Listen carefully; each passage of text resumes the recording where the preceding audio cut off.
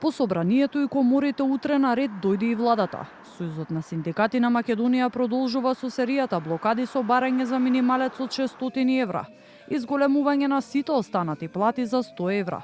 Целта, како што нагласи председателот на ССМ Слободан Трендафилов, е да испратат порака до министрите дека не се откажуваат, додека надлежните и натаму, како што вели, остануваат глуви пред нив, повикувајќи се на последните податоци на Меѓународната организација на трудот, според кој македонски работник за еден месец во просек создава речиси 300.000 денари економска вредност. Трендафилов вели дека паѓа во вода аргументот дека македонските работници биле непродуктивни. Само 17% од она што го создаваат како капитал на работодавачите се слева во платите на работниците, или како пример 24.000 денари, 379 изнесува минималната плата месечно за еден работник, а 290.000 денари е продуктивноста која му ја ствара работникот на работодавачот.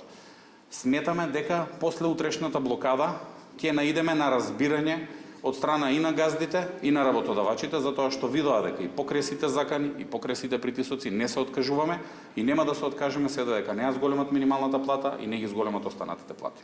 Се гледаме во 11 часот утре пред влада.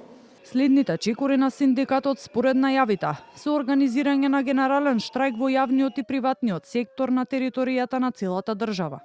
На тоа ќе претходи организирање на уште еден работнички протест, зашто Трендафилов посочи дека времето и местото ќе бидат познати утре, согласно исходот од владината седница. ССМ ќе донесе одлука за организирање на генерален штрајк.